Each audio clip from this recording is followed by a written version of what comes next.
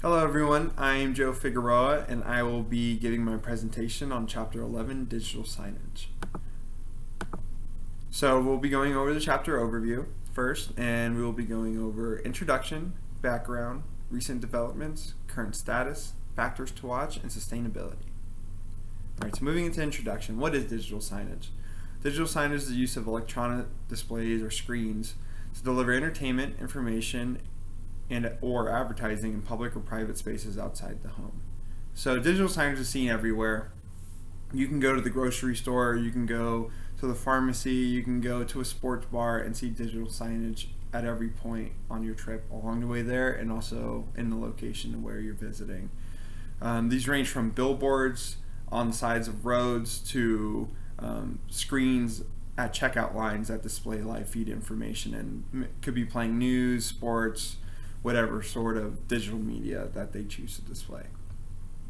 Alright, so moving into our next slide. Paper versus digital signage. So traditional paper signs we'll start with. They're able to display single messages over several weeks. There's no audience response available. They changing content requires new sign creation, and they only give a two-dimensional presentation. However, they are very low in initial costs and are very easy to get up and running.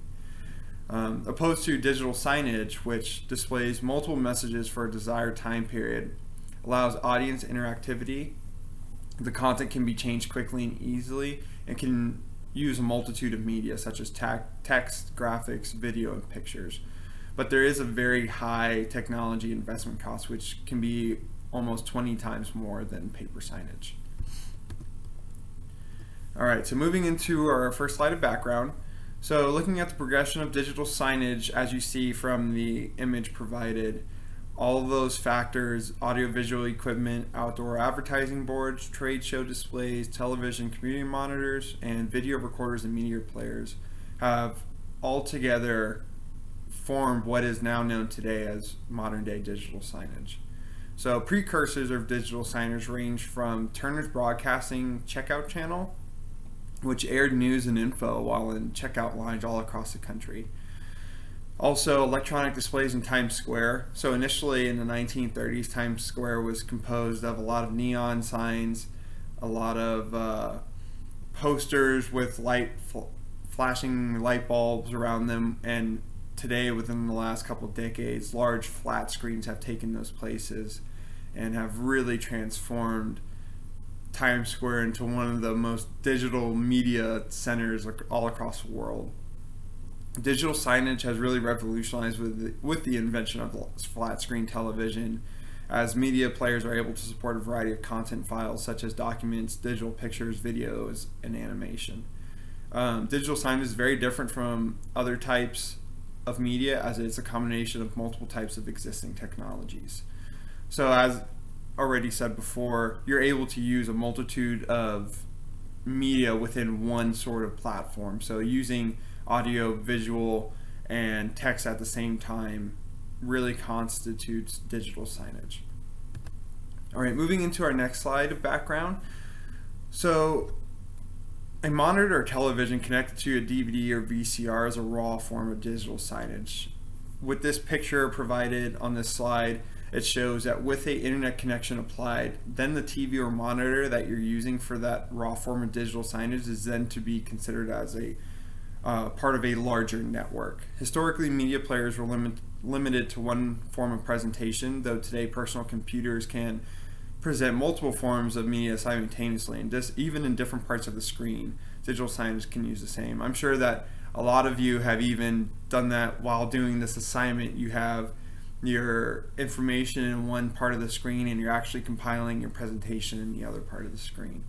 So wireless networks allow the material to be presented on multiple screens and are capable to receive real-time data. An example of this is in the NFL. So as soon as a play is over with, if it's considered a big play, they do an instant replay.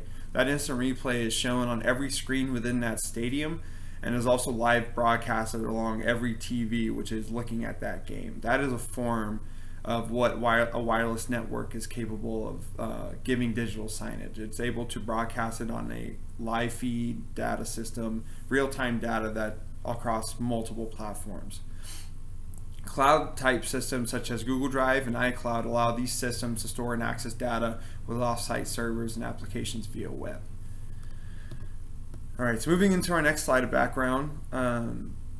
Environmental heat conditions such as rain, heat, dust, and even kitchen grease for digital signage in cafeterias have led to modifications in digital signage display screens that are different from viewing screens sold in the consumer electronics market. These innovations have come all across from screen size to resolution, brightness, image retention, and appear in the first digital signage technologies.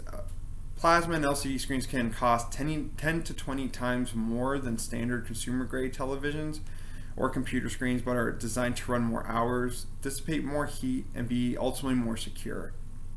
So digital billboards actually can use up to 50,000 LED tubes, but modifications have been made to make them burn brighter and use less electricity. However, these digital billboards cost, as stated before, around 20 times more than a standard poster billboard. Alright, moving on to our next slide. So exponential growth has occurred within retail businesses using digital signage at points of sale. This has been a great advertising tactic. If you ever walk into any sort of Route 21, Forever 21, pretty much any store nowadays, at any sort, as you're walking towards that checkout line, they have giant flat screens that are advertising their own products. Also, digital menu boards are used by restaurants, giving them capability to update and revise menus in multiple locations. McDonald's, Burger King, Chipotle nowadays are using digital menu boards to where they can edit those boards and send those editations across every sort of board along the whole chain of the restaurant. Digital billboards are not only used for advertising, but also to present timely news and information. An example of this is an Amber Alert. As soon as an Amber Alert is put out across the server, it is then put across every billboard within that area of that Amber Alert. So this is a great use of technology to where it's breaking news, it puts everyone on high alert, but because of the use of billboards and using media, the actual Department of Motor Vehicles is trying to limit the amount of brightness, flashing, and fast-moving visuals because they believe it may pose a potential hazard to motorists. Alright, so recent developments. The NEC Corporation have developed digital signage with sensors which tailor messages towards individuals who come in range of their signs. Companies such as Tensetter have taken motion sensor technology and have incorporated projection of holograms to both advertise and put out pertinent information. These motion sensors help both conserve energy as well as actively reach a targeted audience within that range. This is great because not only does it save energy, but it also helps actively reach a targeted audience within that range. Privacy standards have actually been set in place due to the depth of the information collected, because the information collected utilizes tracking and facial recognition. And also, next generation signage solution uses cameras and software to assess probable age and gender of a targeted individual and provides an ad suited to him or her. Once again, the privacy standard issue within this is that it uses that in depth of information in order to put out an ad that's tailored to that individual. Alright, moving on to our next slide of recent developments. We'll start first with Intel Experience Stations. So these experience stations, they're 7-foot freestanding kiosks that utilize gesture interaction, multi-touch screens, and the means to allow customers to make transactions on site. The stations utilize Intel Audience Impression Matrix. It's a software that measures and analyzes the time a consumer spends interacting with an advertisement and determines the probability of the age and the gender to customize the content of that ad. Our next will be the Ames kiosk. They're a Dubai-based advanced interactive media kiosk. They utilize a 42-inch touchscreen kiosk that can be seen in any sort of mall, hotels, and city centers. These kiosks utilize digital content that integrates social media and actually interactive gaming features. So when idle, these kiosks display brand ads and invite the public to play memory games. And when approached, the screen activates and the interactive memory game is launched. The Strand Vision digital signage, they offer to provide organizations with basic packages for free for up to 5 years. These packages offer 80 hours per week for one location, 50 fully customizable pages that can be used to display any sort of media, and they're offering it to religious centers. So the House of Worship offer, as it's called, is solely for churches, mosques, synagogues, temples, among other public worshiping facilities. And of course, in New York Times, which everyone knows who they are, the content can be delivered to 850 digital screens within a business district. That business district includes all restaurants and cafes within that individual business district. And they have partners with RMG Network to display content in different sections such as health, business, technology, and it consists of text, videos, and photos for 30 seconds for a 7-minute loop. All right, so moving on to our next slide, current status. So research has suggested that digital signage is the most rapidly growing field worldwide.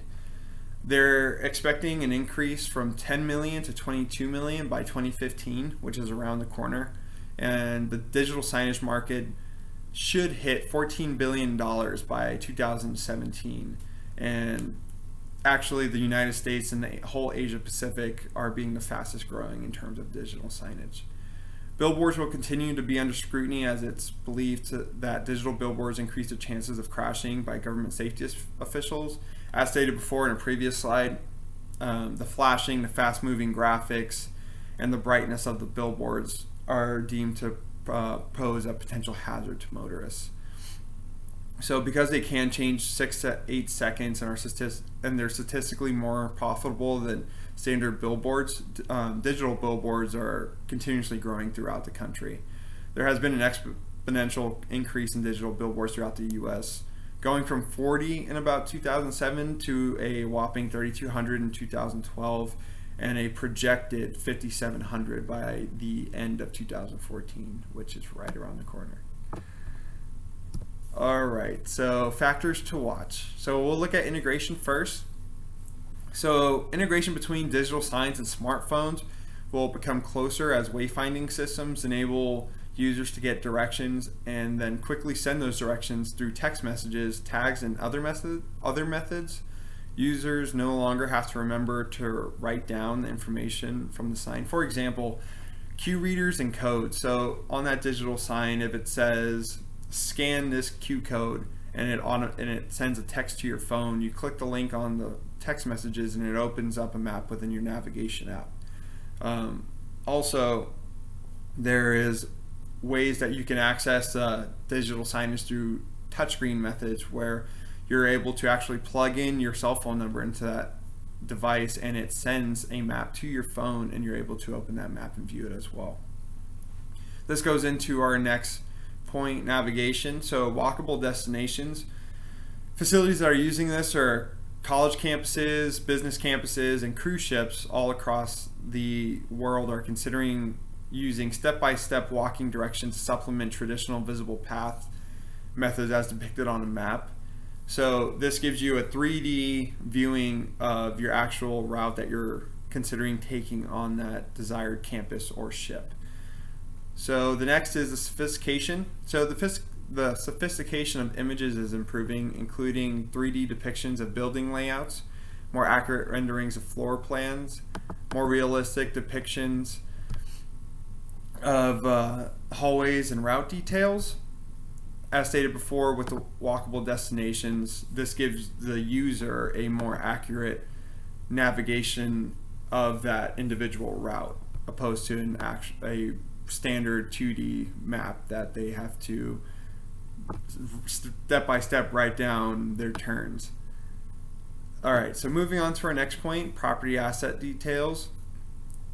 These are available for deeper engagement via touchscreen interactivity. Hotels and resorts can allow their patrons to view hours, menus, among other activities, including facility services available.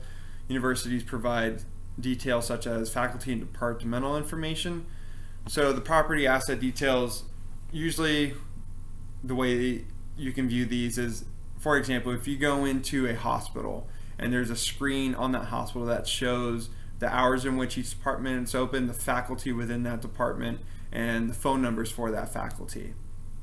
In hotels, you're in your room, you want to order room service. There is a digital signage that uses touchscreen technology within the room that you're able to actually see the hours, the contact information for any sort of restaurant within the area, and actually touch that digital signage via multi-touch technology and actually call them and place an order. This leads us into our next point, multi-touch capability. So multi-touch capability, what they're currently trying to do more of is the two-finger zooming on images, which is popularized by iPad and iPhone interfaces. For example, if there's very fine text, being able to actually take your fingers and open up the image to zoom in is something that they're trying to integrate more into digital signage. Next, promotional content. So in some industries such as hospitality, more promotional content is augmenting basic wayfinding screens. When a user touches a map, the action triggers content in another part of the screen. For example, a coupon code. So if we'll just use Kohl's as an example. If I'm navigating Kohl's website and I like a product, and I click on that product and a coupon opens up, that's very convenient to me as a user and also convenient to Kohl's because it's a way for them to integrate promotional content within their actual interface. So some wayfinding system managers are experimenting with sending text messages to mobile phones, including special offers. Typically, a person engages with the interactive screen and activates their profile with an Infinity card or login. This once again goes into what we just spoke about with Kohl by being able to take advantage of promotional advertisements or special offers via touching maps within an interface. All right, moving on to sustainability. So we'll go first into paper usage. So some statistics for paper usage. Americans receive a whopping 4 million tons of junk mail each year. And also there's 21 million tons of paper that are used by businesses each year. This doesn't even come close to the amount of photocopies, which are a whopping 400 billion photocopies which are made each year. So digital signage can help alleviate the amount of paper waste worldwide. A 2009 study by MediaZest looked at the carbon footprint of digital and conventional signage, and the study actually found that carbon consumption of a digital display is actually 7.5% lower than that of a conventional poster display over a 3-year period.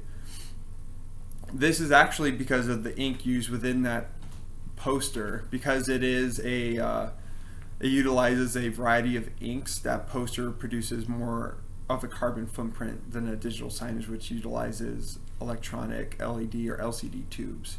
Recently, there has been a push for digital signage manufacturers to continuously make pushes for more energy efficient displays with eco-friendly parts. In 2011, the NEC announced an ultra-thin display made with environmental factors that use less power and is made of mercury-free components. So for example, some of these organic parts include organic light-emitting diodes, or OLEDs, which are screens touted by screen makers as the greener alternative. OLEDs are thin, flexible sheets of plastic that use less power because they do not require backlighting to brighten the image. The backlighting factor also decreases the amount of heat that's put off by the actual bulb. So the OLEDs are susceptible to deterioration due to their environmentally friendly factor and have a lifespan of probably 5 to 10 times shorter due to the organic nature. OLEDs have not yet been made to be larger than 20 inches, but are being currently tested with the use of mobile phones and small televisions. According to Prism Inc., there was a study that actually concluded that 20-inch screens can consume fewer watts than a standard light bulb. So any light bulb within your home, an average 100 or 60 watt light bulb, a 20-inch screen that utilized these OLEDs consumed less watts per square meter of display. Alright, so our conclusion: digital signage versus television, radio, online banners, social media, newspapers, and billboards. So in terms of digital signage compared to television, it's television is a little bit more expensive than digital signage. To actually put out an ad via commercial can be very, very hard on the pocket, so to speak. With radio, there's no visuals, and you can't focus on a specific demographic. With online banners, it only reaches a 3% of the targeted market. And billboards with paper targets, you cannot change the content as stated before. With terms of newspapers, there's poor print quality and there's an unfocused demographic, and it's hard to target as well. Which also correlates with magazines, which are also less flexible and impossible to update after printing and can be expensive with the ads, along with television and radio. So, in our conclusion, the question I have to ask is, technology has become an essential element for churches that want to cultivate generosity within the congregation. It also helps rationalize how you see steward in the resources given to your church.